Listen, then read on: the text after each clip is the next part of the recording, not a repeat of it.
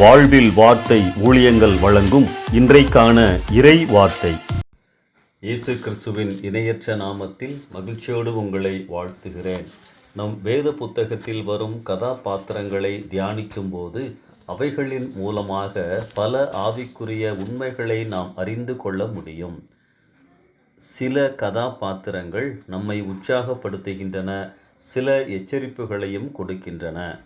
இந்த லெந்து நாட்களில் ஒவ்வொரு நாளும் ஒரு வேத கதாபாத்திரத்தை தியானிப்பது நமக்கு மிகுந்த ஆசீர்வாதமாக இருக்கும் என நம்புகிறேன். இன்று கர்த்தரால் பயன்படுத்தப்பட்ட நோவாவை குறித்து தியானிக்கலாம். ஆதியாகமம் 6ஆம் அதிகாரம் 9ஆம் வசனத்திலே நோவா நீதிமானும் உத்தமனுமாய் இருந்தான், நோவா தேவனோடு சஞ்சரித்து கொண்டிருந்தான் என வாசிக்கின்றோம். முதலாவது, நோவா நீதிமான் உத்தமன். நோவா கடவுளுக்கு ஏற்புடையவராக, கடவுளுக்கு பயப்படுகிறவராக மற்றும் அந்நாட்களில் இருந்த மக்களின் சீர்கேடான நடத்தை, கருத்து இவைகளுக்கு விரோதமாக தன் முகத்தை திருப்பினவராக வாழ்ந்திருந்தார். ஆம், கர்த்தருடைய பிள்ளைகள் இந்த உலகத்தின் மதிப்பீடுகளுக்கு எதிராகவே இருப்பார்கள். இரண்டாவது, நோவா தேவனோடு சஞ்சரிக்கிறவராக இருந்தார். நோவாவிற்கு இருந்த ஆவிக்குரிய பலன் தேவனோடு அவர் நேரம் செலவழித்ததினால் வந்தது. தீமைகள், அசுத்தங்கள், பாவங்கள் நிறைந்த உலகில் நோவா வாழ்ந்திருந்தாலும் தன்னை பரிசுத்தமாக காத்து கொண்டார். அசுத்தங்கள் நிறைந்த உலகில் பரிசுத்தமாக வாழ முடியுமா என்ற கேள்விக்கு நோவாவின் பதில் தேவனோடு நேரம் செலவழித்தால் முடியும் என்பதுதான். மூன்றாவதாக, நோவா தேவனுக்கு கீழ்ப்படிந்திருந்தார். தேவனோடு நெருக்கமாக இருப்பவர்கள் தேவனுடைய வார்த்தைகளை புரிந்து கொள்ளுவார்கள்.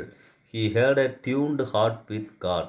தேவனோடு இசைந்த இதயத்தை நோவா பெற்றிருந்தார்.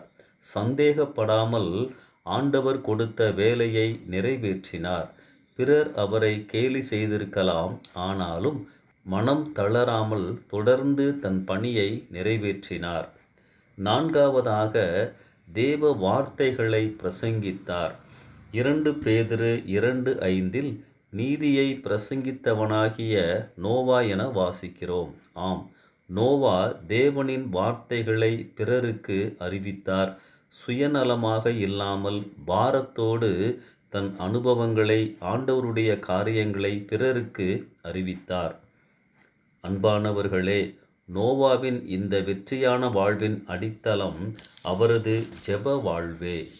பொறுப்புகள், குடும்பங்கள் இருந்தாலும் அவர் தேவனோடு நேரம் செலவழித்தவராகவே அடையாளப்படுத்தப்படுகின்றார்.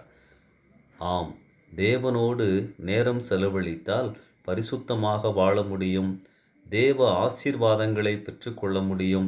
நல்ல கீழ்ப்படிதலுள்ள குடும்பத்தை நோவா பெற்றிருந்தார். ஆண்டவரோடு நெருக்கமாய் இருக்கும் பொழுது ஆண்டவருடைய திட்டங்களை புரிந்து கொள்ள முடியும், அவரால் பயன்படுத்த முடியும். அன்பானவர்களே, ஆண்டவரோடு சரியான அளவு நேரம் எடுத்து தனியாக பேசுங்கள், அவரின் வார்த்தைகளை தியானியுங்கள். கர்த்தர் உங்களை பரிசுத்தமாய் வாழ வைப்பார், உயர்த்துவார், பயன்படுத்துவார். இந்த சிந்தனையோடு இந்த நாளை ஆரம்பிப்போம். கர்த்தர் உங்களை நடத்துவாராக. ஆமென்.